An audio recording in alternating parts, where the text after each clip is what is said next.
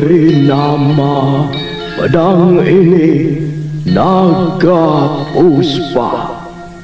Selamatkan dia. Jangan sampai jatuh ke tangan pendekar berwatak jahat.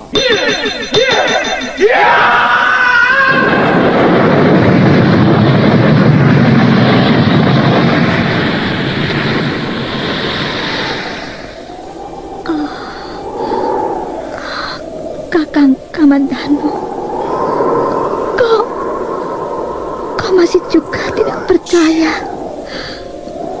bahwa aku mencintaimu. Mesin, maafkan aku, Mesin. Mesin, Mesin.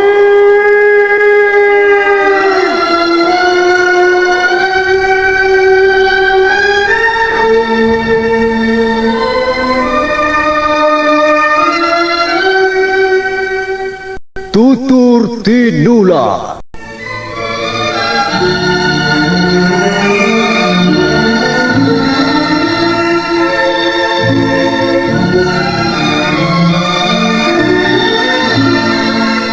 Sebuah sandiwara radio serial, produksi Sanggar Cerita dan teater Sanggar Prativi. Sebuah kisah dengan latar belakang sejarah runtuhnya Singasari dan berdirinya Kerajaan Majapahit.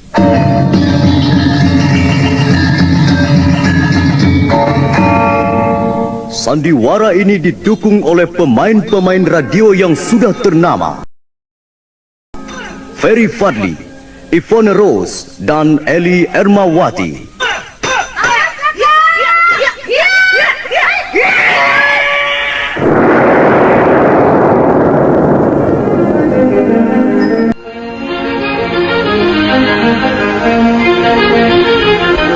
Naskah ditulis dan diolah oleh S. Tijab.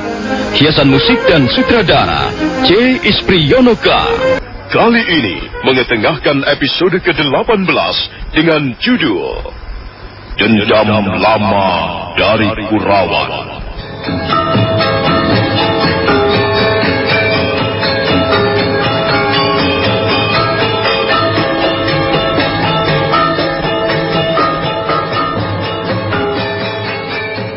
Dalam seri ke-513 ini didukung oleh para pemain Margaret sebagai Dewi Sambi, M. Abud sebagai Arya Dwi Pangga, Wahyu Chandra sebagai Ki Buyut, dibantu oleh Lunesa dan Benyamin sebagai orang desa, dan Asdi Suhastra, pembawa cerita. Selamat menikmati.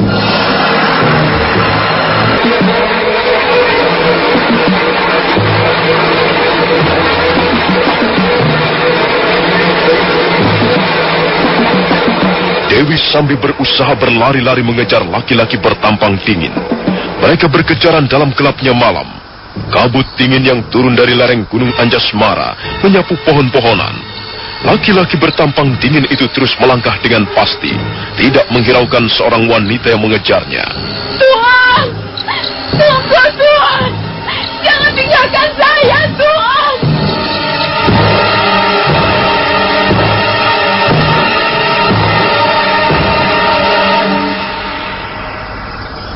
Dengan terengah-engah, Dewi sambil lari menaiki tanjakan sebuah bukit kecil. Wanita pendekar itu tiba-tiba berhenti. Dia melihat laki-laki bertampang dingin berdiri di atas gundukan batu padas. Mereka sekarang tiba di desa Kurawan. Oh, Tuhan, Tuhan, jangan tinggalkan saya, Tuhan. Diam kau. Rupanya aku telah menginjak desa Kurawan. Benar, Tuhan. Sekarang kita berada di desa Kurawan. Apakah Tuhan bermaksud singgah di desa ini? Kurawan. Kurawan. Kelihatannya sudah banyak yang berubah di desa ini. Aku tidak melihat pohon-pohon garagaji tumbuh lagi di sepanjang jalan. Apakah Tuhan sudah mengenal desa ini? Aku dilahirkan dan dibesarkan di desa ini. Kalau begitu, desa ini adalah desa yang sangat berkesan bagi Tuhan. Desa kelahiran tidak akan mudah kita lupakan, bukan Tuan? Aku banyak mempunyai kenang-kenangan di desa ini. Apakah kenang-kenangan itu sangat manis? Ataukah sebaliknya? Itu bukan urusanmu. Sudah cukup lama juga aku tinggalkan desa ini. Tapi rasa-rasanya seperti baru kemarin sore aku pergi meninggalkan Kurawan. Waktu cepat berlalu. Waktu berlalu bagaikan seekor kuda terbang. Tuan pasti mempunyai simpanan syair tentang desa Tuan. Apa pedulimu? Saya hanya sekedar berkata saja. Tapi, bukankah benar perkataan saya tadi? Bukankah Tuan suka melantungkan bait-bait syair? Tuan adalah seorang pendekar yang aneh. Tuan gemar sekali melantunkan bait-bait syair. Tapi Tuan juga senang melakukan pembunuhan dengan kepala dingin. Dari mana kau tahu? Apakah selama ini kau mengamat-amati aku? Saya hanya mendengar cerita mengenai diri Tuan. Bukankah Tuan yang mendapat julukan pendekar syair berdarah? Kurawan terbaring di atas kaki Anjasmara. Hidupnya tenang di belai angin bukit yang manja. Kurawan adalah desa kelahiranku, di mana aku lahir dari rahim seorang ibu. Kurawan, desa penuh kenangan merdu. Disinilah ku hirup segar masa kanak-kanakku. Angin musim kering datang bersama kelakarnya yang mengharukan. Gerimis pagi hari yang membunuh harapan demi harapan. Suara kicau burung di atas ranting pohon marabudi. Keluh kesah petani dari hari ke hari menjadi warna dari setiap desa kelahiran. Kurawan terbaring di atas kaki Anjasmara. Perlahan-lahan waktu merubah bentuknya. Wajahmu semakin keriput dan tua. Apakah desa ini masih kuat berlari, mendaki tebing-tebing tinggi sambil bergurau seperti dulu? Indah sekali bunyi syair-syair Tuan. Kau tidak perlu memuji-muji aku. Kau kira aku tidak tahu siapa dirimu? Maaf Tuan, barangkali Tuan dapat mengenali siapa diri saya. Tapi saya berkata yang sesungguhnya. Syair-syair Tuan memang indah sekali. Aku tidak memerlukan pendapat orang lain tentang syair-syairku. Aku melantunkan syair untuk kudengarkan sendiri. Aku tidak butuh pendengar. Aku tidak membutuhkan siapa-siapa.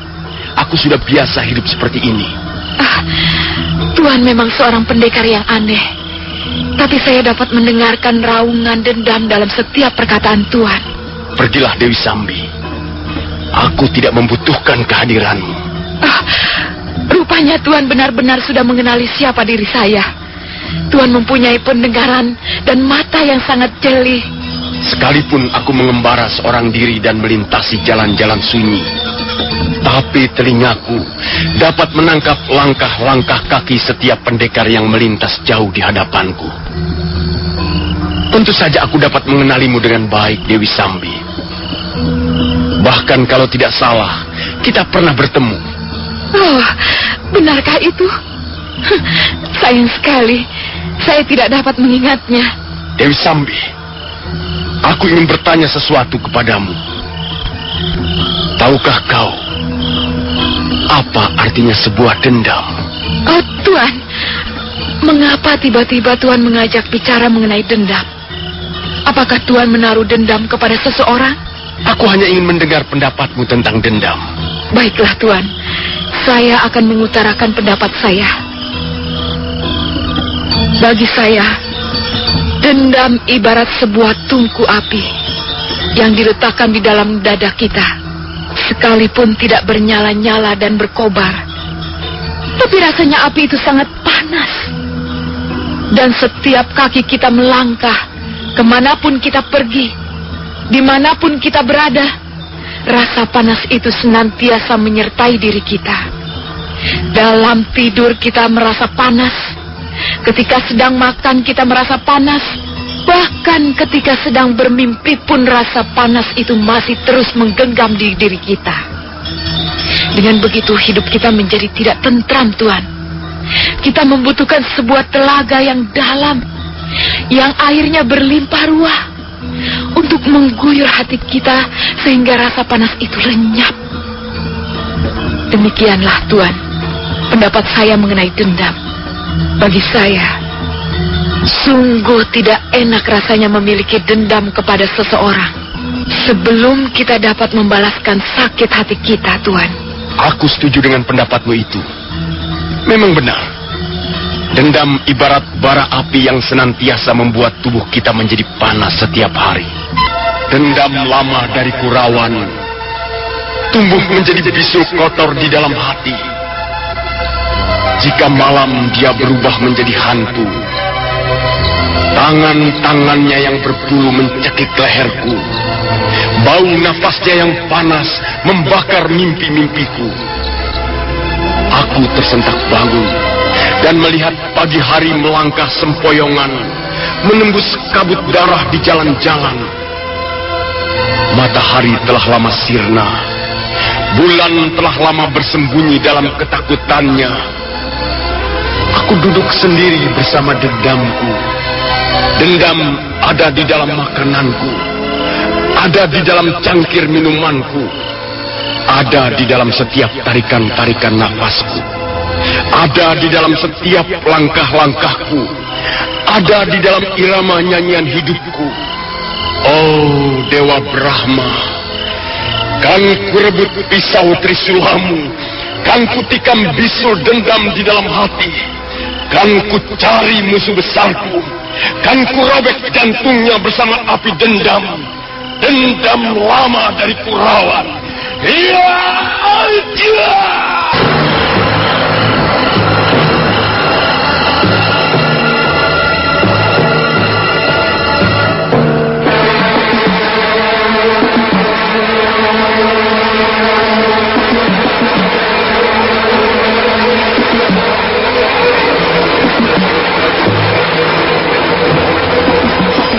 Oh, luar biasa. Syair Tuan sungguh-sungguh mengerikan. Nampaknya dendam di dalam hati Tuan tidak mungkin dilenyapkan dengan mudah. Aku akan terus mencari orang itu sampai ketemu. Dan kami akan bertarung. Disitulah nanti kami akan menyambung nyawa. Aku yang terbunuh, ataukah dia yang akan binasa di tanganku? Tentulah musuh besar Tuan itu memiliki ilmu kesaktian yang tidak dapat dipandang enteng. Aku tidak peduli. Sekalipun dia berlindung di balik punggung Raja Majapahit, aku akan terus memburunya. Dan kalau sampai gagal, aku akan mati dengan percuma. Tapi rasa-rasanya Tuan tidak akan gagal. Sebab Tuan adalah juga seorang pendekar yang tangguh. Tuan memiliki jurus-jurus pedang yang mematikan. Di samping itu, Tuan juga mempunyai pukulan yang dahsyat. Sepertinya Tuan sudah mempersiapkan diri dengan matang untuk berhadapan dengan musuh besar Tuan itu. Oh, kapan saat itu datang? Aku sudah tidak sabar lagi. Rasa-rasanya ingin ku cambuk hari-hari supaya berlari lebih cepat. Aku sudah tidak tahan bisul dendam di dalam hatiku. Kalau saja sekarang ini dia berada di hadapanku, maka aku akan bersorak gembira. Biarlah para dewa mendengarkan kesombonganku. Biarlah para dewa turun dari kayangan ikut menyaksikan pertarungan kami. Tapi, kapan saat itu tiba? Keparat! Berapa lama lagi aku harus menunggu? Tancah Hanam! Lihat! Ini aku, pendekar syair berdarah! Sampai kapan aku harus menunggu? Hayo, datanglah kemari. Kita selesaikan urusan lama. Kita rampungkan persoalan yang kita bawa dari Kurawan. Tuan, bunuh kau. Tuan, ku pecahkan bisul dendam di dalam hatiku ini.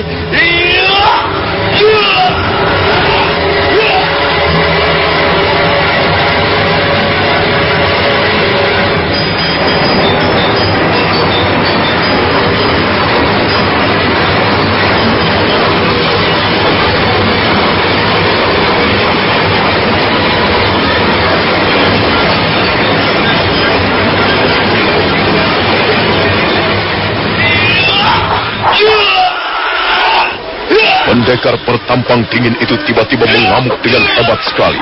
Dua bilah pedangnya berkelebat di udara malam, dan dia berlompatan ke sana kemari bagaikan orang gila. Dewi Sambi bersembunyi di balik pohon sambil mengawasi tingkah laku pendekar bertampang dingin itu. Sementara laki-laki itu terus mengamuk membabatkan pedangnya ke sana kemari, seolah-olah dia bertarung melawan hantu. Sekali waktu dia berjumpalitan di udara sambil berteriak nyaring. Mampus kau!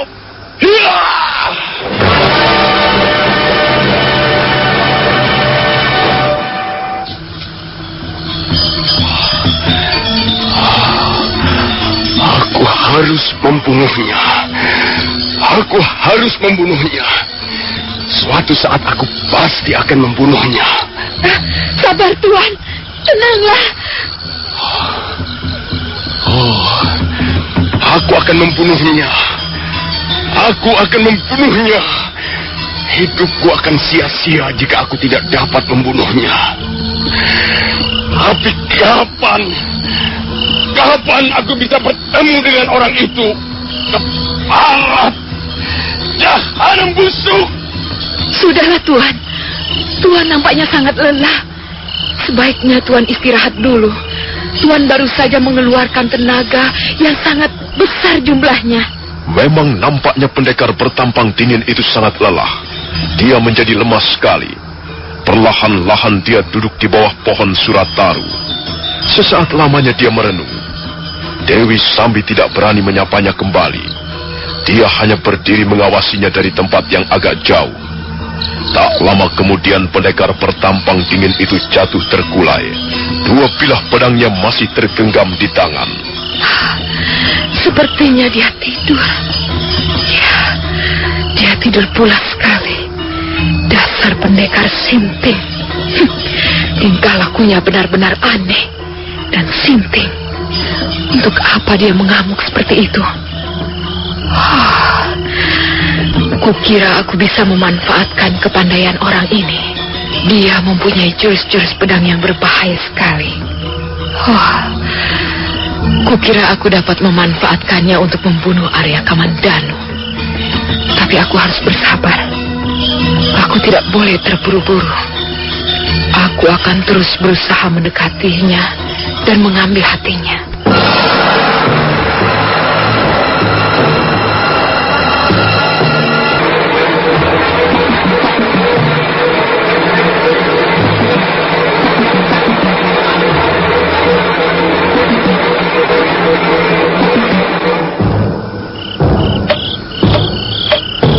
Malam terus merangkak perlahan. Desa Kurawan yang sebelah timur berbatasan dengan desa Manguntur nampak sunyi. Tak seorang pun melintas di jalanan. Mendadak dua sosok bayangan muncul dan bergegas menuju ke rumah kepala desa. Sesampai di halaman rumah kepala desa, mereka menghentikan langkahnya sejenak. Tunggu dulu. Jangan-jangan Ki Buyut tidak percaya pada omongan kita nanti. Ki Buyut sendiri sepertinya juga ketakutan keluar rumah. Semuanya juga sebenarnya ketakutan. Kita ini hanya terpaksa saja. Karena kita sedang bertugas meronda. Tapi menurut pendapatmu, siapa kira-kira mereka itu? Yang jelas, mereka itu orang-orang asing. Aku tidak mengenal mereka. Mungkin saja mereka orang yang kemalaman di jalan. Bagaimana kalau misalnya begitu? Ya, kita laporkan saja. Mereka kan harus memberikan keterangan kepada kepala desa. Jika kemalaman di suatu wilayah desa tertentu kan? Mereka tidak bisa begitu saja lewat tanpa memberikan laporan terlebih dahulu. Baiklah, kalau begitu. Ayo, kita temui Ki Buyut. Kukira dia belum tidur malam ini. Memang benar, Ki Buyut Tepusrana kepala desa Kurawan yang baru memang belum tidur. Dua orang warga desa itu segera menemui kepala desanya di serambi rumahnya. Mereka segera terlibat dalam pembicaraan. Kalau memang benar apa yang kalian laporkan, kita harus segera bertindak. Kita terpaksa mencurigai dua orang itu. Yang satunya sedang tidur, Ki Buyut. Dia baru saja mengamuk bagaikan orang gila. Kemudian tidur karena lelah. Sedang wanitanya duduk menunggu di sebelahnya. Yang jelas, mereka bukan orang dari desa Kurawan ataupun desa-desa terdekat. Mereka pasti berasal dari daerah yang jauh. Kalau begitu, cepat siapkan anak-anak. Kita temui mereka. Jangan lupa, sekalian bawa senjata untuk berjaga-jaga. Baik, Ki Buyut.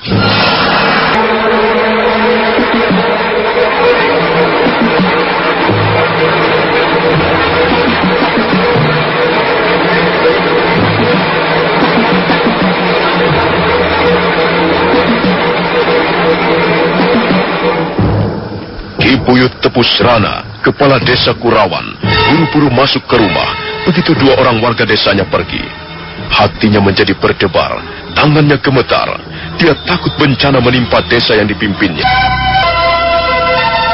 Sama seperti desa-desa yang lain, malam itu Kurawan diliputi kesunyian. Tak ada seorang pun melintas di jalanan. Mendadak dua sosok bayangan muncul dari kegelapan. Mereka bergegas melangkah menuju rumah kepala desa.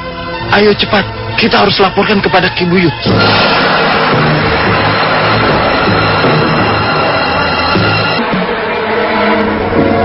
Nah, saudara pendengar, bagaimanakah kelanjutan kisahnya? Silakan menunggu seri berikutnya. Sampai jumpa.